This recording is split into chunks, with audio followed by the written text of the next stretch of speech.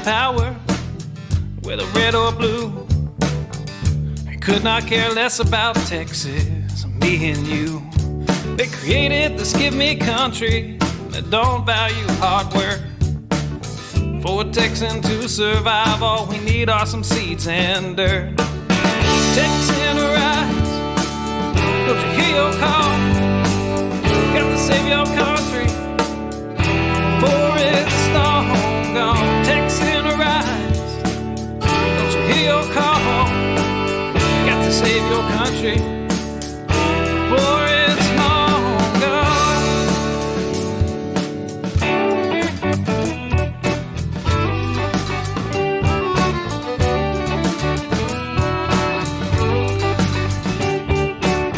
We believe in family and we value our community. Gladly lend a helping hand to a neighbor in need. And we don't believe that government should provide for all of society's needs. No, it's the pride of a Texan to give to others voluntarily. Texan rise, don't you hear your call? Gotta save your country, for it's long gone.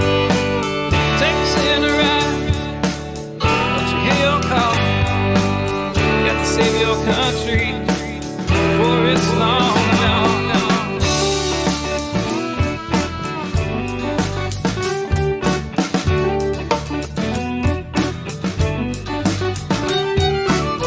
They like our tax dollars and they love our natural resources. They don't want to see us driving trucks, they'd rather see us riding horses.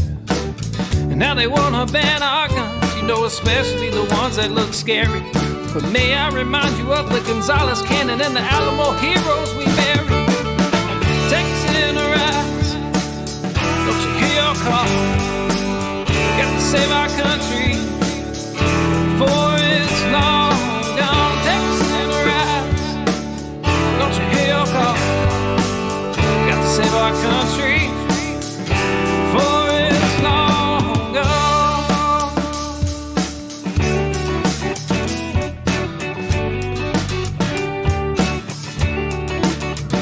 This last verse is straight from the Texas Constitution, Article 1, Section 1 and 2. Look it up.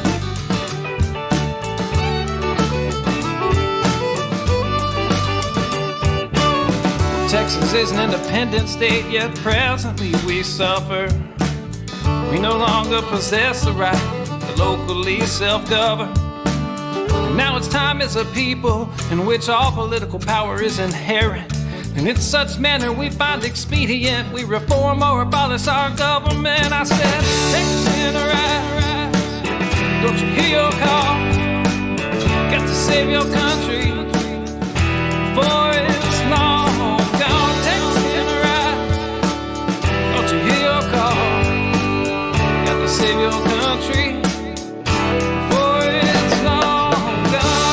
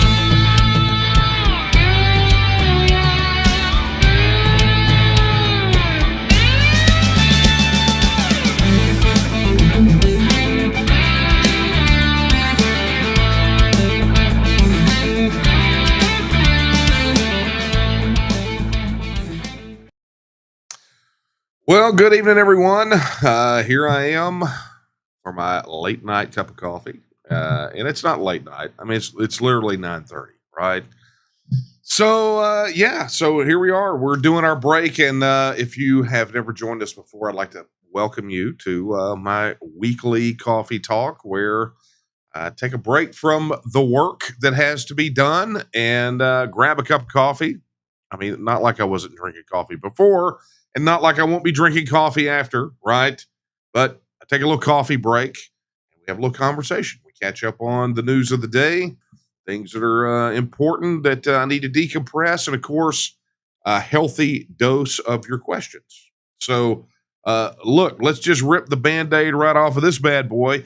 If you were watching on either of the YouTube channels, be sure to drop your questions in chat. Say hello to your fellow Texians out there as well. You guys connect, get to know one another, but ask your questions. Kara's in there right now, waiting for your questions.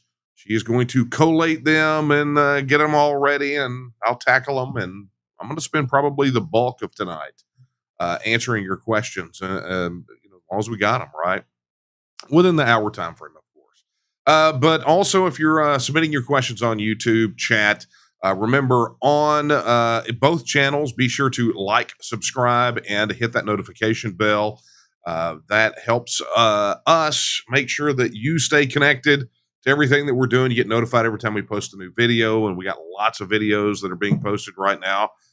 Back on the road, and we're going to be rolling tape, so get ready for those things. In addition, if you are watching on the TNM's YouTube channel, Super Chat is active, so be sure to go over there and make a contribution via Super Chat straight to the TNM. Or if you don't want YouTube to take a piece of the pie, head over to tnm.me/donate. That's tnm.me/donate. Get your donation in tonight.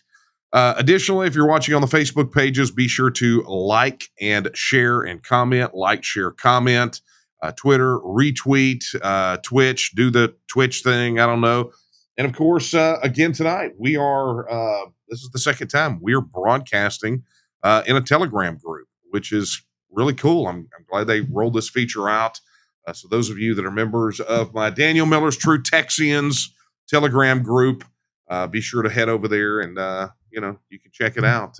Lots of banter going on between folks all the time about all kinds of things important to Texas. If you don't know how to reach that, head over to my website at danielomiller.com. That's danielomiller.com. And you'll see the little Telegram link up at the top, upper right. All my social media links are there. Be sure you hit it. Okay. As you can tell, I'm a bit snorky. Have you noticed that? This weather cannot make up its mind. It was pretty doggone evident while we were on the road, which is the thing I'm going to lead off with tonight. As many of you have been following the calendar, some of you I saw out there just the other day, right? We headed out, did an event in Lago Vista for North Shore Republicans, and was just so glad to be out there. It's been a bit of a break since the campaign. We were running hard, promoting the Texan bill, then the petition campaign, then the race for lieutenant governor. And then all of a sudden it was like, there's a little bit of a gap, right? We had the Houston rodeo event. Then we had to go speak at that conference in New Hampshire. And then we got home and it was like, okay, man, I got a lot of catching up to do. And so now I'm back out on the road. And I'm going to tell you, it wasn't as weird as I thought it would be after go, and then that little bit of a break.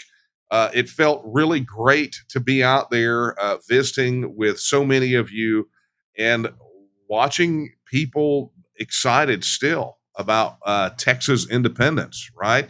And probably, I would say, not necessarily more excited, but more serious.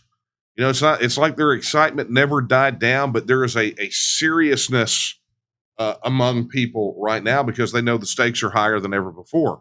I got questions in Lago Vista about the election and the election results. And what I told everyone is we look forward to this, the November election, then the legislative session. Elections have consequences, right? And our work is going to be super tough, but all of us can play a part in this. Every one of us has to.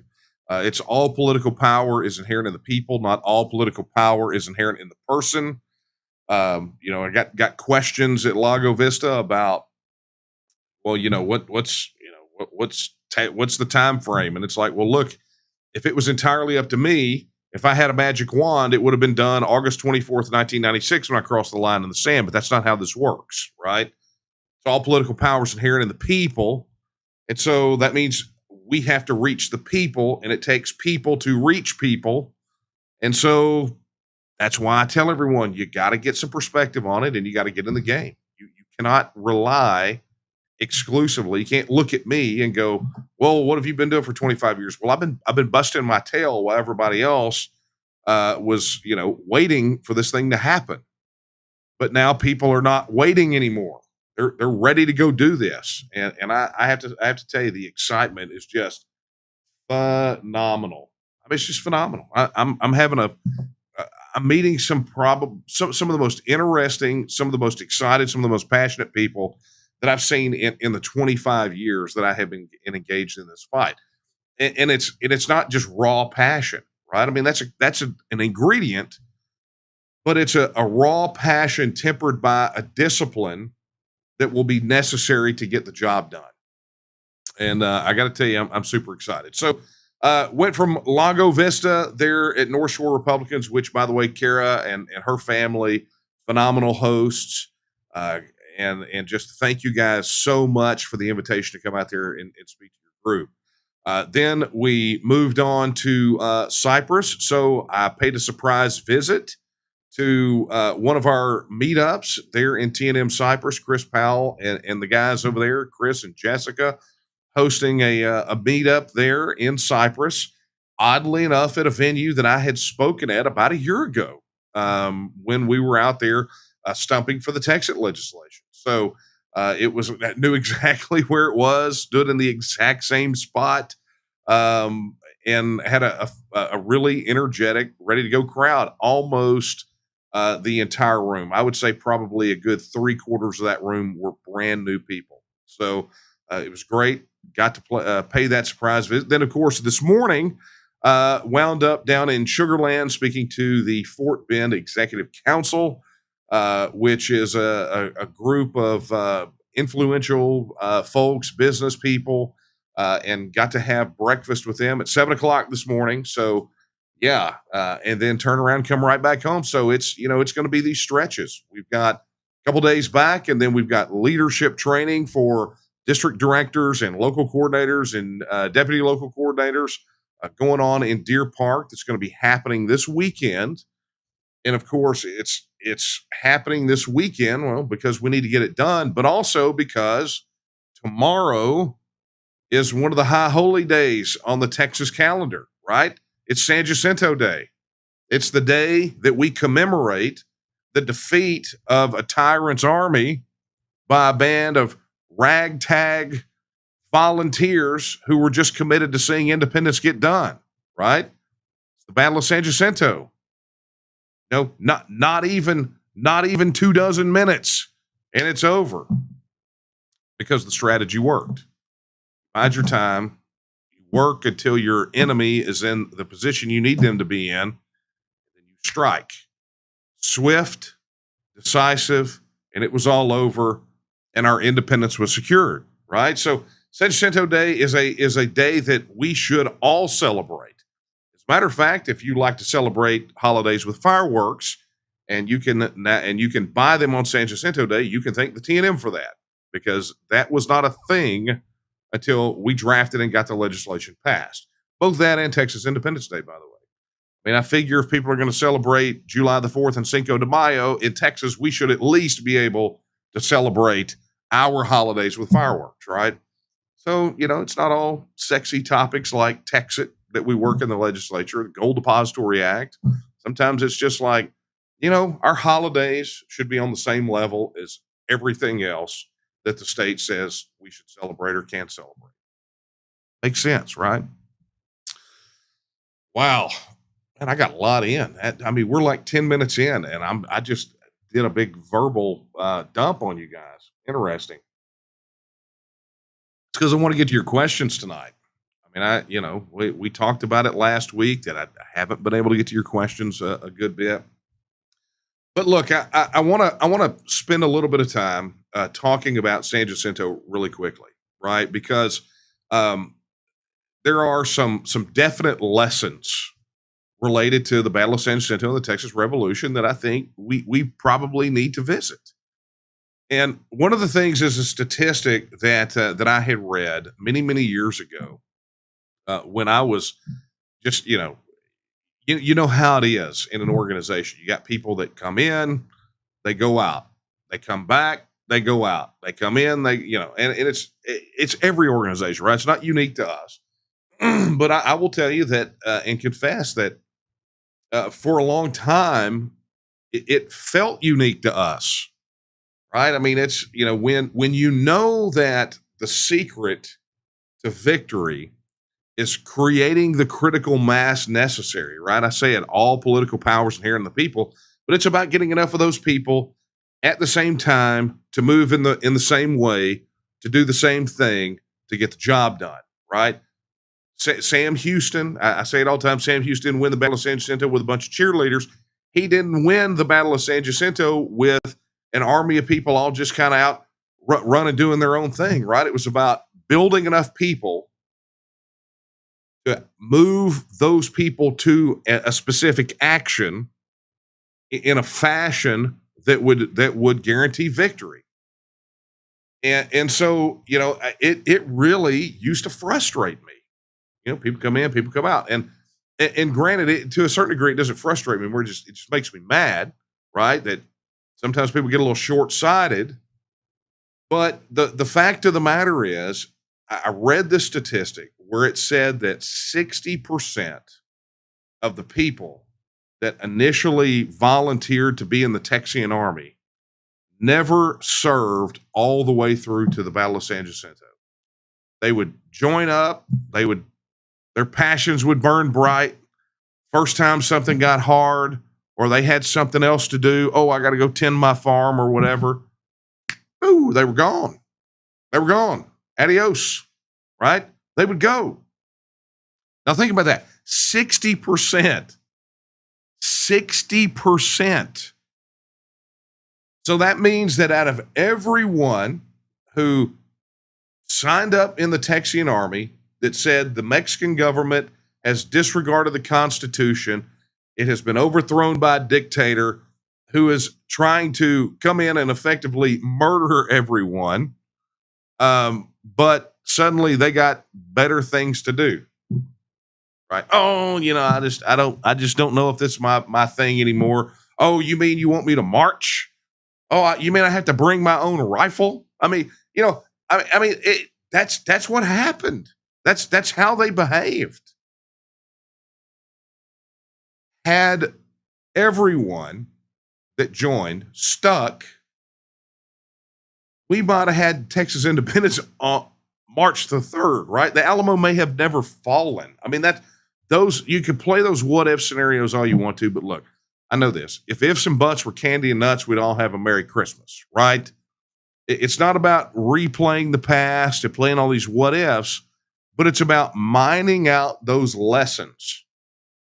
And the lesson is pretty doggone clear, which is Sam Houston was still able to build enough critical mass, enough people to do what needed to be done and win the Battle of San Jacinto. And you guys have heard me quote this. We post it on social media all the time, but I thought I would share it tonight because it was Sam Houston's address to the Texan army before the Battle of San Jacinto. And, this is what he says. He says, "We view ourselves on the eve of battle. We are nerved for the contest and must conquer or perish. It is vain to look for present aid. None is at hand. We must now act or abandon all hope. Rally to the standard and be no longer the scoff of mercenary tongues. Be men, be free men, that your children may bless their father's name." Now, I got to tell you, as speeches go, it's a pretty hardcore speech, right? I mean, he lays out the scenario where he says, look, we're on the eve of battle. We're about to go in, and whatever's going to happen is going to happen, but we are going in. Make no mistake. And he says, we're ready. Our nerves are solid, but our options are literally win or lose. That's it. We're either going to go in there and we're going to win this thing or we're going to die. That's what he said. You guys have heard me say this before, right? I say it a different way.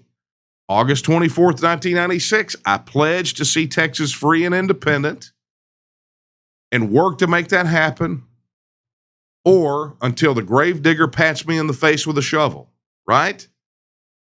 That's what he's saying. He's like, we're going in, we're doing this thing, and whatever happens, happens. But we're going in to win or die, period. That's it. We're going to go in and we're going to do what we have to do. And we're either going to be alive on the other side of it or we're going to be dead. Okay. And then he goes on to say that it's vain to look for present aid, right? He's like, don't call for help. I don't want you crying to your mama. Don't expect reinforcements. Don't give less than the absolute most that you can with the expectation that the cavalry is going to come riding over the hill to save your tail. In other words, he's saying, you better give everything you got because that's all we've got.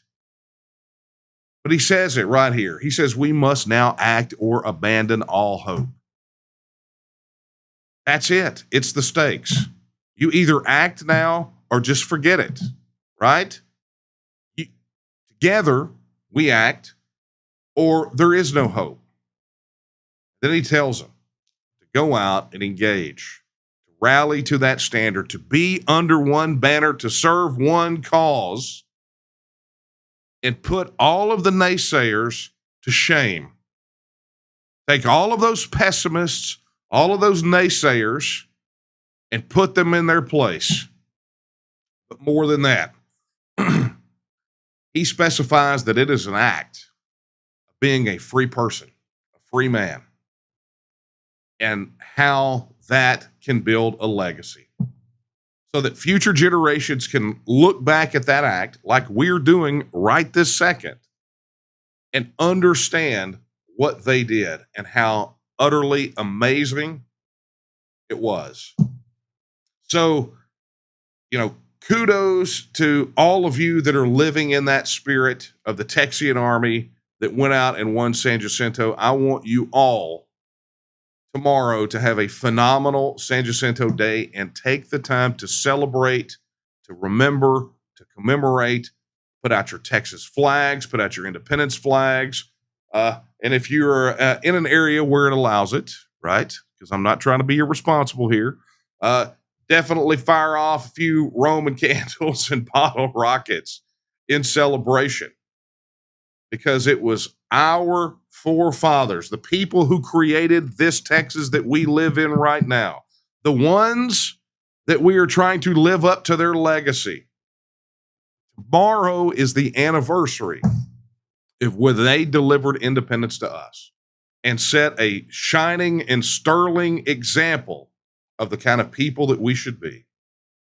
So, happy San Jacinto Day, Texians. Here's to you. Salute. Wow. This is my favorite time of year, right? I mean, Christmas is great. Thanksgiving's great. There's, you got some of the Halloween folks out there, but I love the span of time. Tail end of February to April the 21st. It is the most wonderful time of the year. We need some Texas carols, right? All right, let me do this, and then I tell you what I'm going to do. I'm getting ready to tear off into some questions. Let me just look over here and see what we got in the queue. Hey, boy, we got, man. I asked and you delivered. You go Tigers. All right. One thing too. Last week I debuted merchandise on my website that you had asked for, that many of you had asked for, which is some of these things that apparently I say that you enjoy. You wanted it on coffee mugs. Well, Gloria decided that she wanted the entire collection. In fact, she sent us this picture. She's already got her mugs in. And so she is, I suspect you must drink coffee like I do, Gloria, because that is fantastic. If you want to go check out that merch, you can head over to danielomiller.com. That's DanielOMiller.com. I don't know that I've got a little card, a little bug for that I could put up on the screen. And we're going to have to fix that. But it's DanielOMiller.com. So head over there and do that. There's all kinds of. Oh, wait. Okay. Kara is sending me a message. She's correcting me. Gloria drinks bay leaf tea. That's right. We had that conversation. Doesn't even drink coffee. So those mugs are going to be special and healthy. I drink my coffee in shame. Go Juice. Got to get out there and win Texas independence. That's what it takes, right? All right, let's get to your questions. Wow, this is going to be fun. Let's see here. Let's take this one. Austin says, this is his question from Facebook. He says, with the way things are going, when is Texas going to stand up and say, we are done with the lies and corruption and just leave? Austin, welcome home, because that's exactly what we're trying to make happen. I had this conversation actually 3 times over at the last 3 speaking events.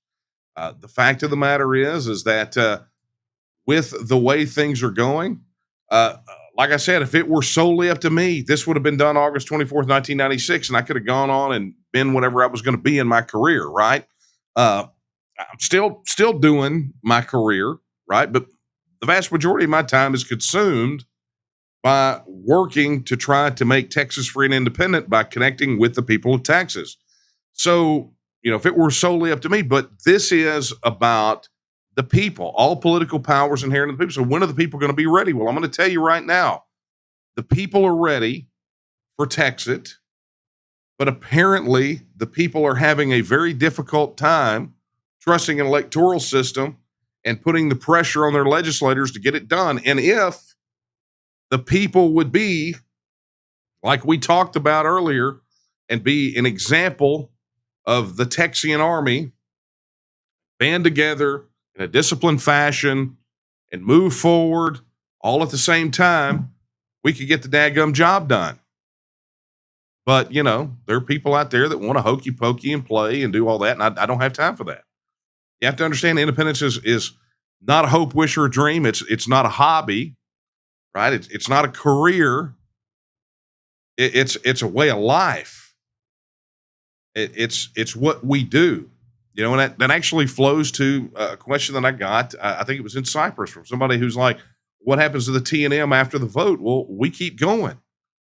Our mission is to secure and protect the political, cultural, and economic independence of the nation of Texas, right? So there's a role for what we do. And when I say that independence is, I say this all the time, independence is not an act, it is a state of being. Texas is not an act. Texas is a process that gets us to a greater state of independence. So this is what we're after, is independence. Independence is the end goal. Everything else is in service to achieving that. So when is Texas going to stand up? Well, Texas will officially stand up when they are able to go to the polls, and there's a question on the ballot that says, should the state of Texas reassert its status as an independent nation? That's when Texas, all of Texas, stands up and says, we're done. But until then, we have to work to give Texans that vote. Texans want it. We just have to get them in sync to be able to get this vote, right? So, Austin, what I would encourage you to do, because it sounds like you were definitely ready to get in the game. If you were not already, and help make this thing happen, I'm going to encourage you to head over to tnm.me right now and volunteer.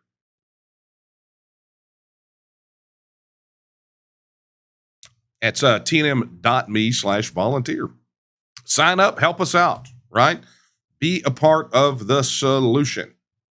All right. So we got Austin's question. Austin from Facebook. Thank you for sending that in. Okay. Patricia on Facebook. This is a good one. And actually I covered this, not last coffee talk, but the one before. What do you think of Governor Abbott's busing of illegal immigrants to Washington, D.C.?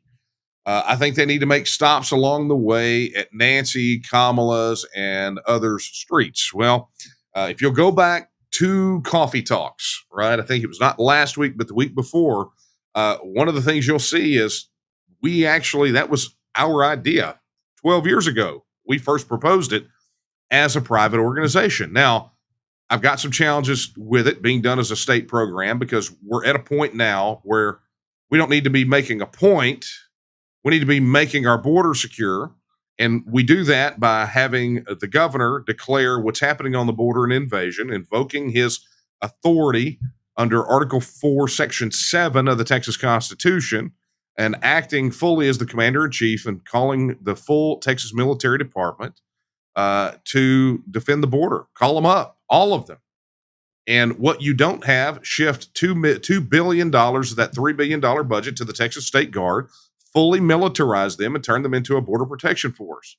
Open up enlistment to prior service combat veterans who want to serve again and defend our border. And boom, that thing gets done, and it gets done in a hurry. And it doesn't matter what the federal government says. Because as part of that limited agreement that we have with the rest of the states in the federal system, they are obligated to protect us from invasion, and they have not done so. In fact, they have facilitated it. And because they have facilitated it, they no longer have a seat at the table. Article 1, Section 1 of the Texas Constitution is abundantly clear when it says that Texas is a free and independent state, and when it says that the perpetuity of the Union depends on the right of local self-government unimpaired to all the states.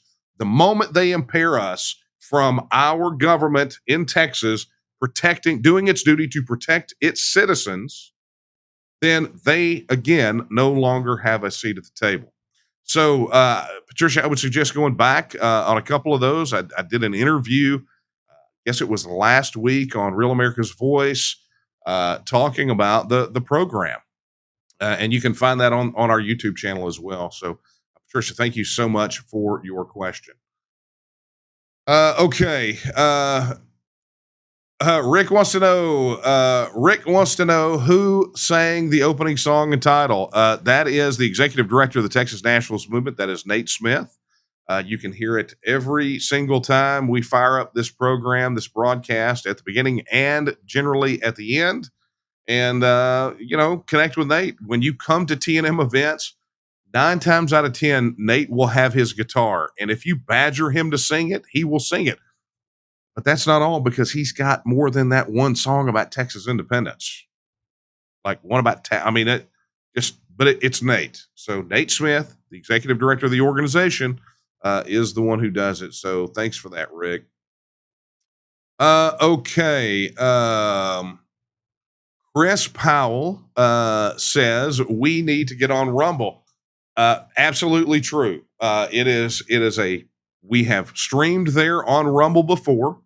And actually, when these wrap up, I believe that they automatically are fed onto Rumble. So they're not live on Rumble, but they wind up there. We have streamed live to Rumble, but it's really sort of a convenience issue, right? It's with all the platforms that we're streaming on, Rumble requires us to do some extra things ahead of time that are not we can't always be consistent on. But we'll look into seeing how we can automate that process. If it touches on tech, I'm your guy. That's how I put food on the table. So. Okay, so thanks for that, Chris. Yeah, we're at you guys are going hard on Abbott tonight, which honestly doesn't bother me at all. Carlton says, "Hi Daniel, how do we light a fire under Abbott to declare it an invasion, invoke the Constitution, and bring in the Texas military?" Well, I will say this: when he had his press conference, while we all found it relatively underwhelming, right? He stole a 12-year-old idea of ours, which is fine. I mean, take it, do something with it. Just I don't know that it's appropriate for the time. He stole one of the things that Don Huffines talked about related to shutting down commercial traffic on the border to force the government of Mexico to take action on their side of the border. And I think that Abbott's agreements that he's making with those border states on the Mexican side, it'll be interesting to see how that plays out. whether they'll uphold their end of the bargain, because we know that those guys on that side of the border have just as many problems with the Mexican federal government as we have with the United States federal government, right? So it'll be interesting to see how that plays out. But I will tell you before that, if you would have come to me and told me that Abbott was going to do those things, I would have called you a liar, right? Now, when he did have the press conference, leading into the press conference, we were actually told he was going to go ahead and declare it an invasion and do the things that I literally laid out here.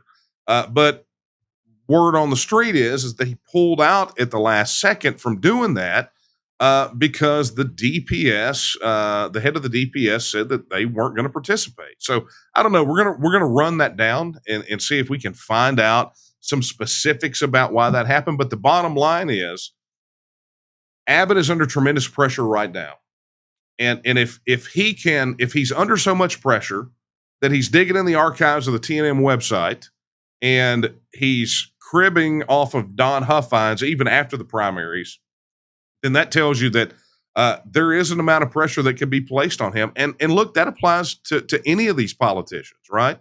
It was the point that we were making with House Bill 1359 during the last session, the Texas Independence Referendum Act.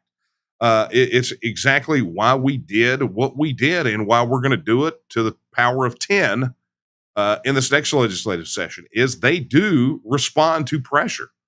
The biggest fear elected officials have in general, particularly from the political establishment, is not being able to be reelected. So what does that mean? That means numbers and money in coffers for potential opposition. So, so how do you light a fire under his tail end? Is we just start pounding the plan, right? And there's going to be a lot that we're going to talk about related to that moving forward. So I would say right now, Carlton, you can make your phone calls to his office and do those things, but it's going to take a little more than that. It's going to take some serious coordinated action, and definitely plug into what we're doing here at the TNM, because that is exactly what we're getting ready to do over this and a whole host of other issues. All right. Thank you for that, Carlton. All right. This is a good one here. Anna says, when can we do this? We need to stop this invasion at the border. Same answer that I gave Carlton. We're working on it. My suggestion is, again, to connect with us here in the TNM. As a matter of fact, let me throw that graphic on the screen so you guys can see. If you are not a member, go over there and join tnm.me/join, or at a very minimum, just head over to tnm.me/vote and pledge your support, and get connected, volunteer, do all the things that you need to do, get connected, because again, we work together on this and we win, right? None of this, everybody's running a bunch of different direction. Oh man, I'm almost going to tell the apples and bananas story. I will not. I will save apples and bananas for another day. Tonight is not the night, right? So pretty much the same answer, Anna, but thank you for sending the question in. Stacy says, good question. Stacy says, can you give us an update on Claver's election integrity investigation? It's still ongoing, right? We still got more bundles of information. We're still building personnel. We're still collecting data. But what Stacy's referring to, for those of you who don't know, that shortly after the primary election, when there were so many questions brought about how it was conducted and what happened and what the results were, the Texas Nationalist movement launched an election integrity task force. In fact, let me throw this bad boy up here for you guys. If you have any election irregularities that you would like to report, you can drop an email to electionfraud@thenm.org. That's electionfraud@thenm.org. But we launched this we launched an election integrity task force specifically for the purpose of trying to figure out how in the world we are going to make sure that all of these questions are answered, and how we never have these types of questions in future elections. And if you're waiting on the legislature to do something, understand something. is that the Texas legislature pretty much screwed every Texas voter on the election integrity issue during the last session. They can tout election integrity all they want to, but they reduced penalties from felonies to misdemeanors, and we're even finding out some issues right now related to Andy Hopper's race up there in I believe it's HD 64, where there's enough concern there that I think that it probably should be contested. But what we're finding out is that in addition to dropping the penalties for election related crimes, they also made it far more difficult for candidates when they spot irregularities to contest the results of an election. They tightened the window. And you've got these local election officials that are riding that thing all the way to the House to prevent people like us from digging off into it in any substantial manner. So we've got our work cut out for us. And when these guys are out there on the campaign trail talking about how they pursued and got all this, they made our elections safer and stronger, it is a load of horse crap. It's garbage. They are lying about it. And we've been very clear that they have been all lying about it. But we're just now finding out how big the lie is. And it's really, really disgusting. Don't trust what you're hearing from them about what they did in the last legislative session. So the update, Stacy, is simply this: we are still in that process. Speaking of that email address that I posted just a moment ago, if you have any skills in research or data analysis, I think we're about to get us a solid mathematician. I had a phenomenal conversation with him in Lago Vista.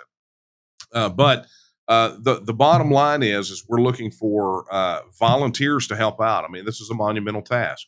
Claver has been recruiting more and more election integrity experts onto the team, and we're building connections with other grassroots organizations that have a very similar concern to us, and we're getting ready to coordinate action statewide on the election integrity issue. So this is going to be stay tuned. That's all I can tell you. But it is being worked, and it's being worked hard, Stacey.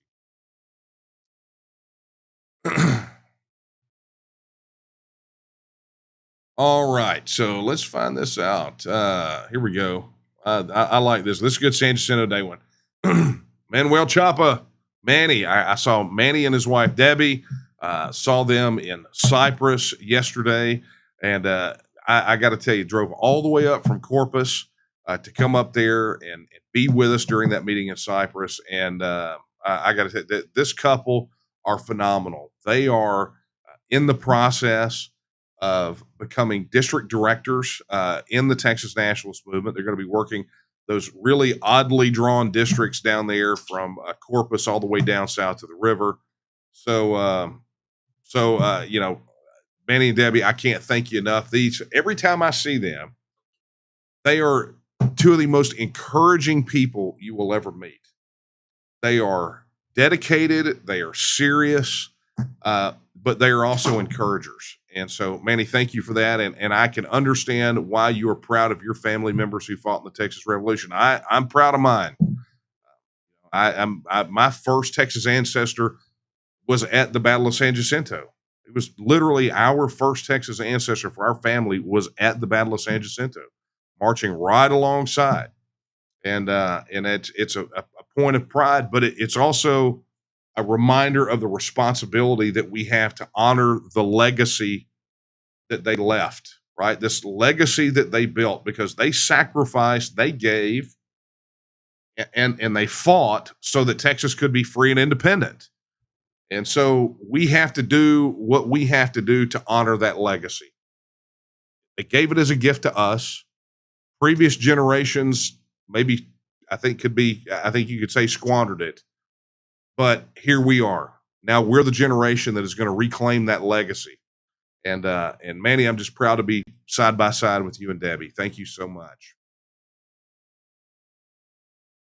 Hey, man, look at this. It is mostly questions tonight. This is great. All right. So, Austin, Hey, this is good. Austin had another question. Let me pull it up here. Austin asked, hit the wrong button again. I did this last week. Austin had a follow up. He wanted to know where to find local groups. And I have not talked about that. But if you go to our website at tnm.me, you'll see a link at the top that says find a group. Or you can just go straight there, tnm.me/local groups. That's tnm.me/local groups. And if there is not one in your area, you can go ahead and boom, you can go ahead and volunteer to organize one. tnm.me/local. And that will take you to the application process and you fill it out. And we will do our dead level best to get you squared away and help you spin up a group there in your local area.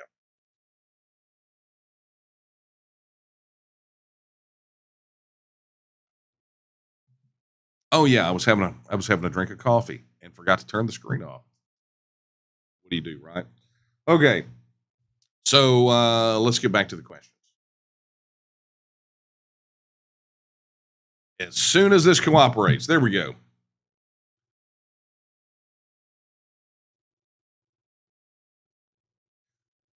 All right, let's find this here. Okay, I'm getting down to it. Let's see here. Oh man, you guys have asked a ton of questions tonight. I love it.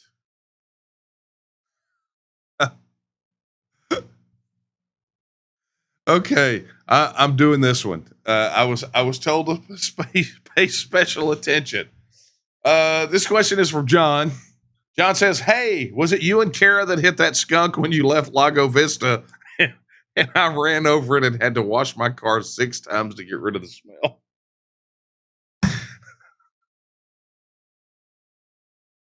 I wasn't driving, and Kara wasn't driving, and I can neither confirm nor deny that we were riding in a vehicle that may or may not have sent a skunk to its heavenly home earlier than the Lord Himself intended. But all I can say to you is tomato juice. That's literally that's the only thing I got for you, buddy.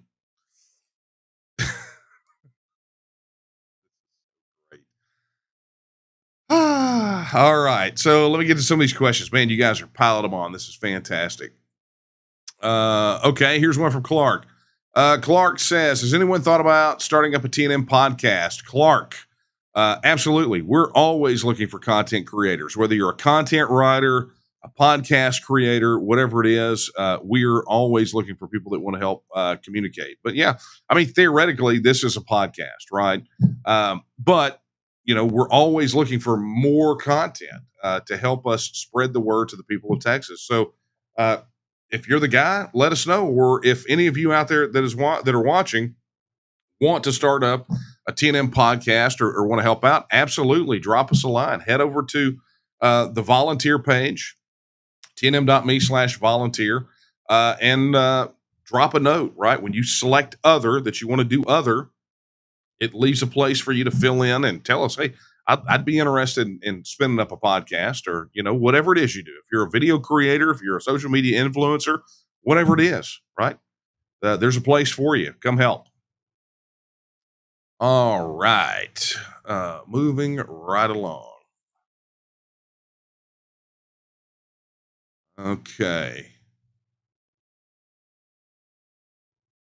All right, let's do this one. Hey, this is from our buddies over at HTX Renegade Radio. Yeah, when I was running for lieutenant governor, one of the first, I think, podcast interviews I did, and I was on there. They had me on with Lynn Davenport. If you guys don't know who Lynn is one of these people that really concentrates on education in the school districts. And the funny part about it was, and you guys, I know you guys will remember this, is we spent our time, the first, I think, hour of the podcast, Lynn and I, as the guests, were talking about education issues for like an hour, just back and forth about CRT and social emotional learning and outcome-based education. I mean, we were just talking back and forth, and we got to the hour break, and I was like, okay, guys, would y'all like to say something? Sorry, we hijacked your show. But it was phenomenal. And those guys, thank y'all so much for having me on. But here's the question. Daniel, understandably, putting our tax money back in our pockets is huge on getting it out of the hands of the corrupt hands in DC, in Texas and in DC. What else can the people do to get money out of their hands to prevent frivolous overspending? So I guess the question becomes whether you're talking about pre-Texas or post-Texas, right? We know that as long as, other than me telling you to, invest in things that the government really can't touch or non-taxable, there's not really from a federal standpoint, a real good pre-Texas solution, right? As long as we're here, we're going to continue to overpay that 103 to 160 billion dollars annually, right? That's the overpayment plus whatever that initial amount is that they take and they allegedly redistribute back to us, right? That amount's going to go up, and given the way that inflation is, it's going to hit us harder and harder and harder. Where the government's concerned here in Texas, that's a policy issue, and so much of the spending decisions on policy are related to our relationship with the federal government. I had State Representative James White tell me one time that because of the way that the federal funds come back into Texas, the legislature has effectively been reduced to doing three things: it's educate, medicate, and incarcerate. Right? That's what they do. And James has a great way of words, but he's not wrong. Back in the 86 legislative session, 41%, almost half of all bills filed reference the federal government in some way. So what we know is that even with the money that they're taking out of our pockets on the state side, so much of that money is going to match funds from the federal side for programs that are mandated by the federal government. So let's say the federal government has a particular program, and they say, look, we'll do a 60% match, but you got to put up 40% of the other. But you have to implement this program. Well, where are they going to get it?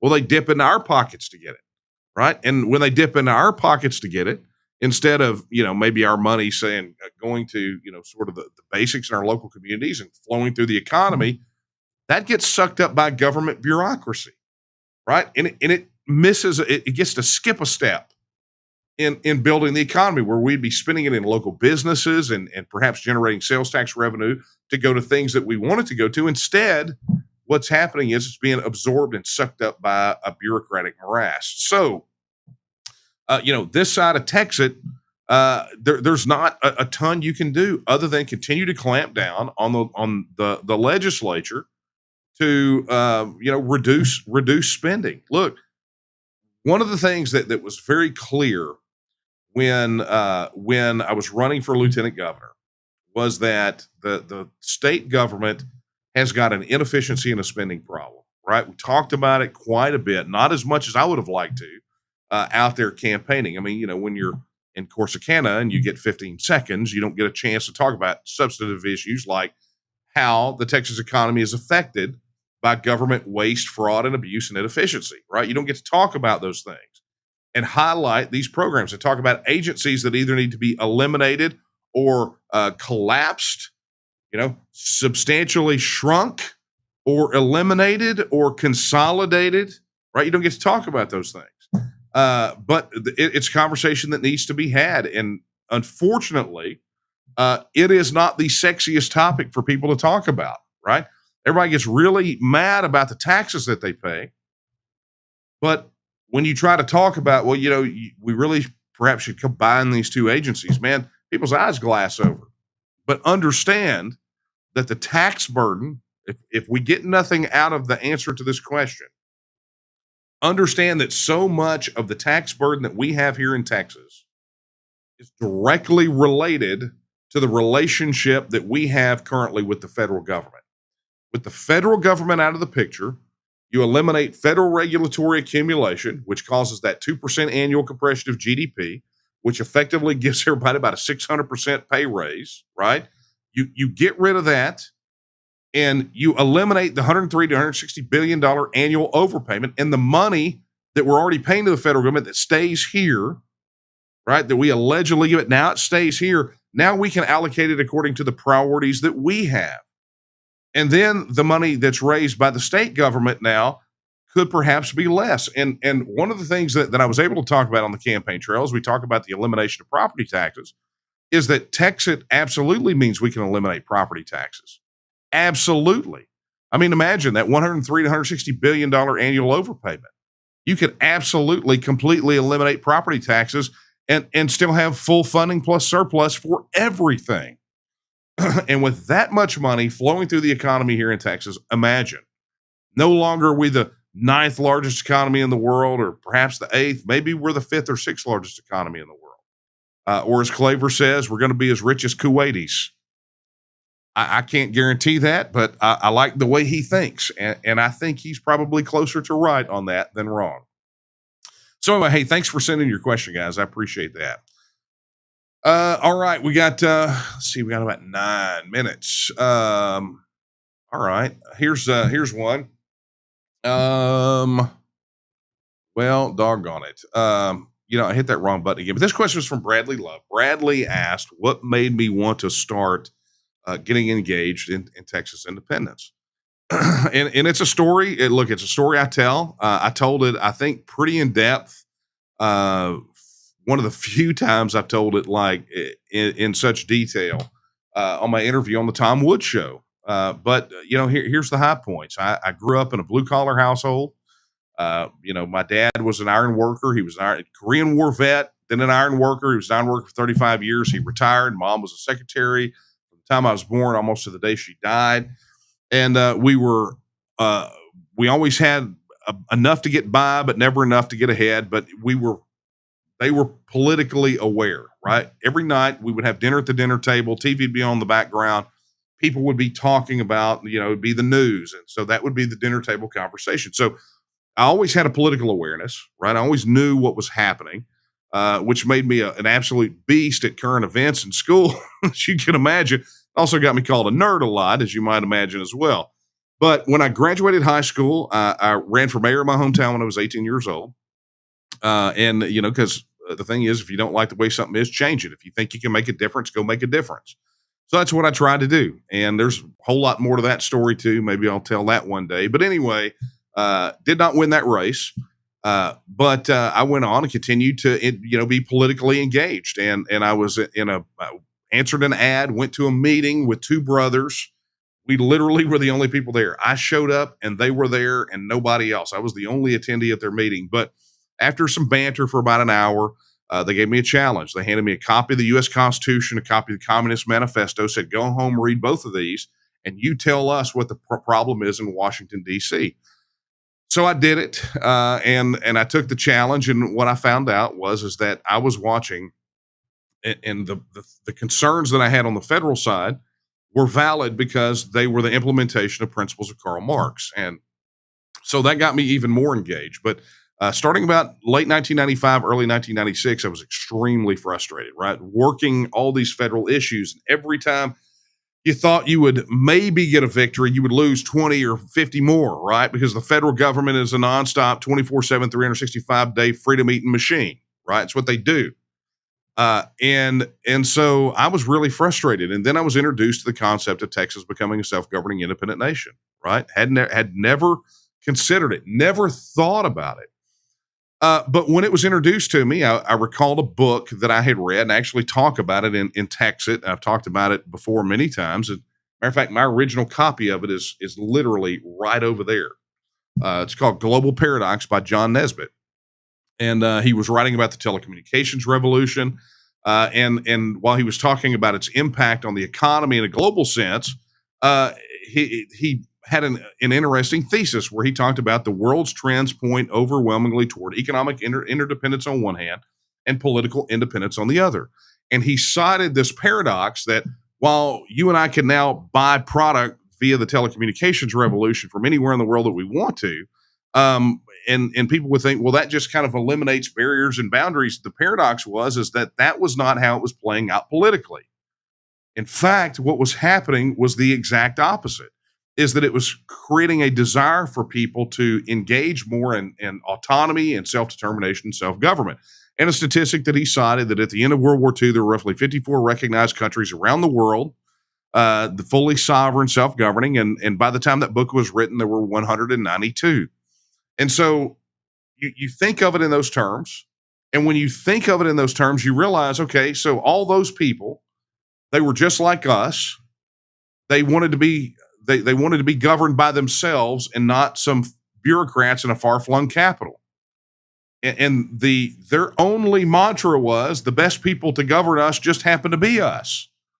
And so there's the birth of 140 brand new nations. I mean, the number of self-governing independent nations has tripled since the end of World War II.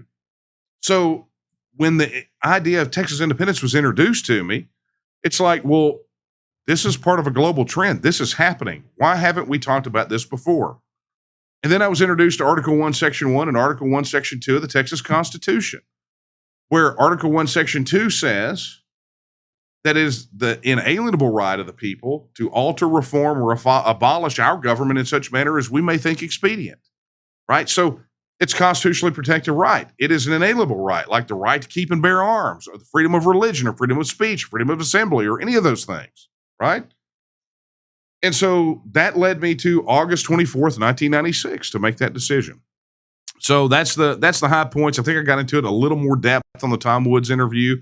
But go check it out. And sorry I couldn't put your name and question on the screen because I clicked the wrong button again. All right. So, okay. Here's a good one. Man, because I'm running out of time, right? So here's this question. I got your book, but I could not find the part where the Second Amendment was protected as the law of the land. What is the Second Amendment to you? Well, the Second Amendment is an amendment to a constitution. And one of the things you will never hear me refer to it as Second Amendment rights. You will never hear me refer to it as First Amendment rights.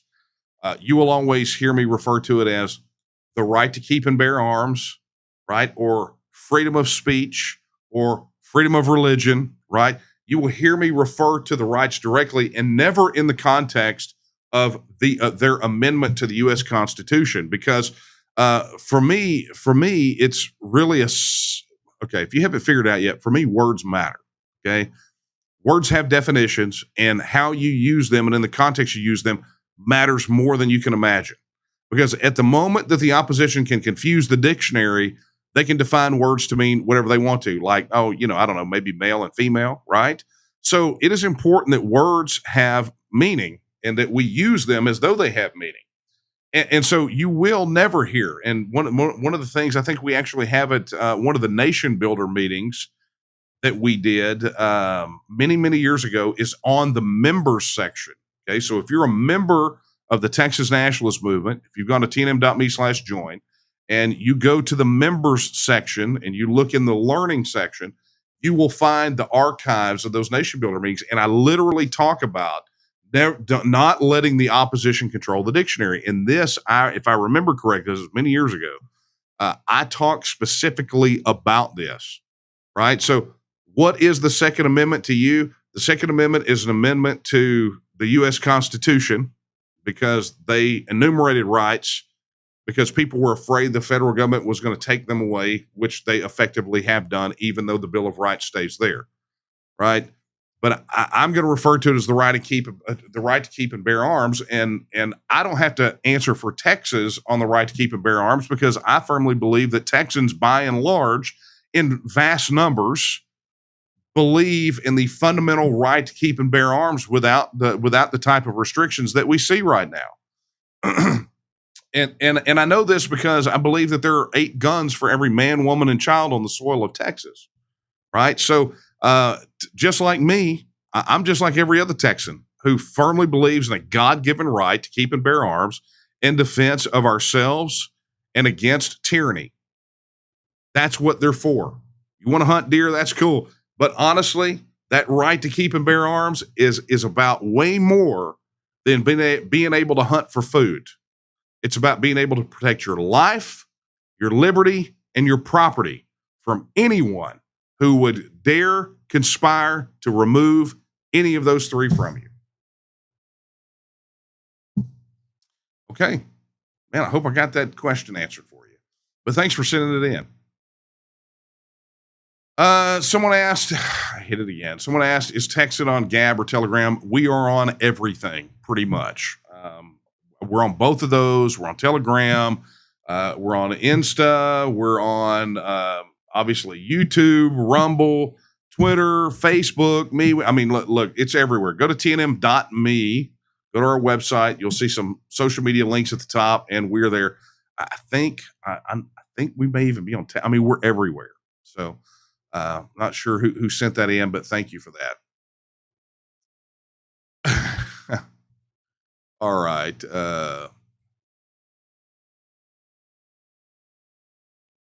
Yeah. Okay. Boy, this is a good one, man. See, this is what I like. Okay. So, this one is from Corey. Corey says, "Have you heard the argument made by men like former Professor Harry Jaffa that the Constitution only allows the right of revolution to take place, not secession / withdrawal of a state from the Union?"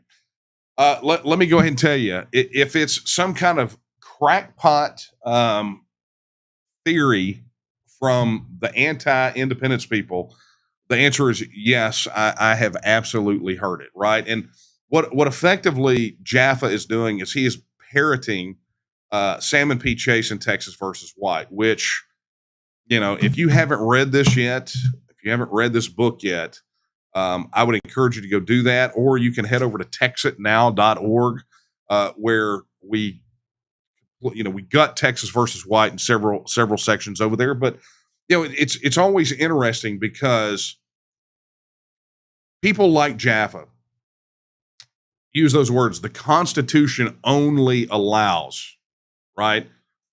The Constitution only allows. Okay, so where do they get that? Right? Where does that come from?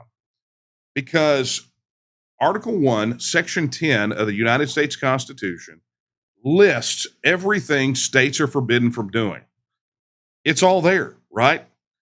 Everything that we are forbidden from doing is in Article 1, Section 10 as a member of that union, okay? Guess what's not in that list? Withdrawing from the union is not in that list, okay? So what does that mean? Well, that means that we're covered under let's go back to the 10th Amendment to the Constitution, right?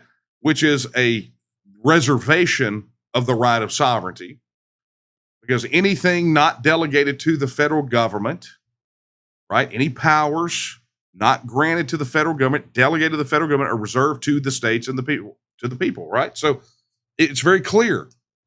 If it is not granted to the federal government or prohibited to the states, it is reserved to the states and the people. So the fact that you can't find a prohibition on withdrawing from the Union in Article 1, Section 10 means it is entirely up to the states. Now, we can talk about Salmon P. Chase's ridiculous argument where he says that the Union is an indestructible union of indestructible states, but then goes around and gives a couple of examples of how you could leave the Union. I mean, we could talk about that, or we just talk about how Texas versus White as a Supreme Court case is absolute garbage, especially in the light of Missouri v. Holland and their decisions subsequent to that to hold treaty law on the same level as constitutional law, and the fact that the United States federal government signed the UN treaty recognizing the right of self-determination, right? So all of those things are there. So you will hear these people make these ridiculous arguments. It's illegal. Fine. Show me the law. Oh, it's unconstitutional. Fine. Show me in the Constitution.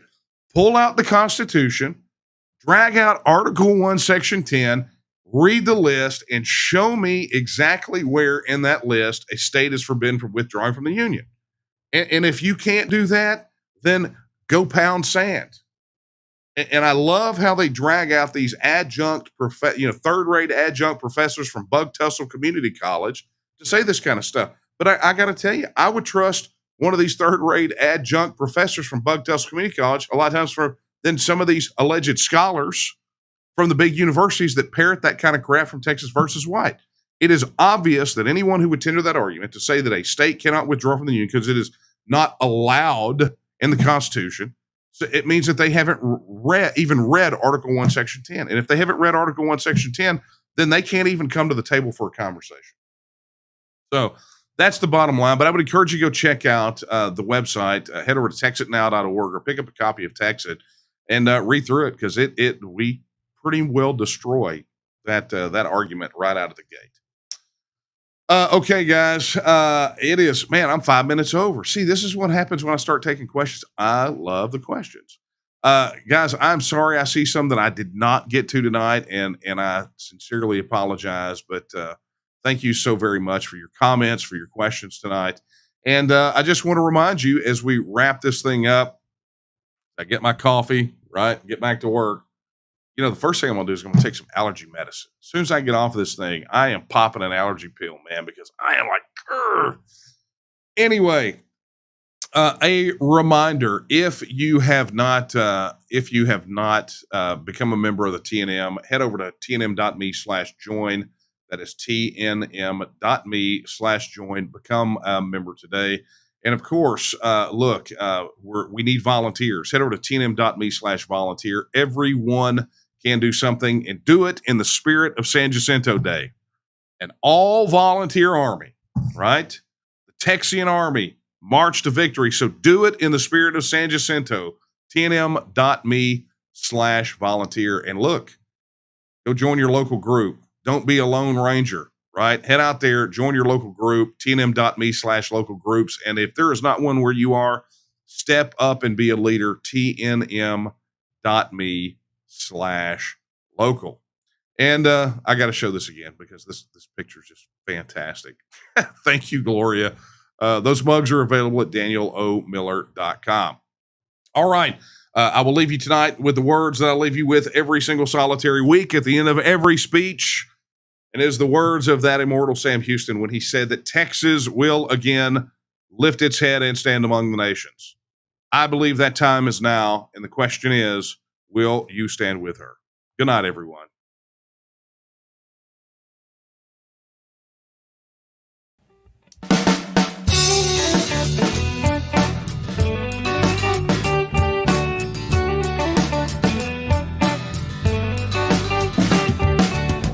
Well, the people in power, whether red or blue, they could not care less about Texas, me and you. They created this give me country that don't value hard work. For a Texan to survive, all we need are some seeds and dirt. Texan rise, don't you hear your call? Got to save your country before it's long gone. Texan rise, don't you hear your call? Got to save your country before it's long gone.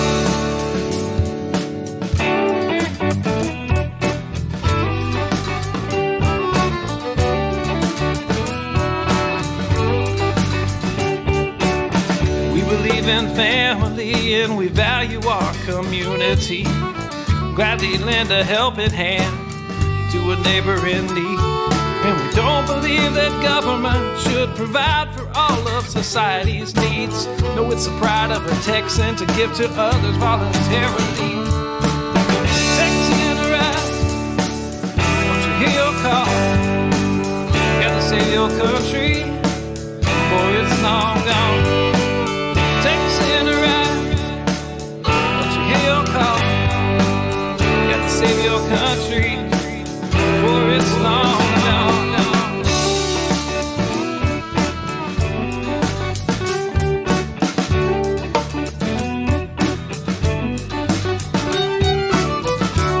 Our tax dollars and they love our natural resources. They don't want to see us driving trucks, they'd rather see us riding horses.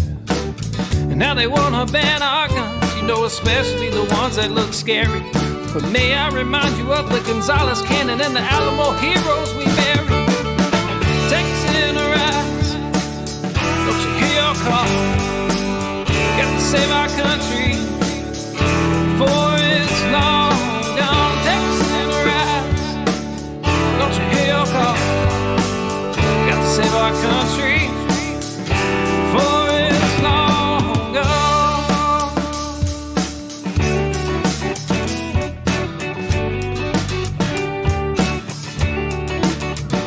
This last verse is straight from the Texas Constitution, Article 1, Section 1 and 2. Look it up.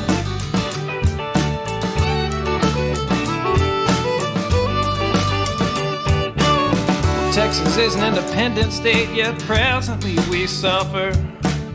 We no longer possess the right to locally self-govern. And now it's time as a people in which all political power is inherent.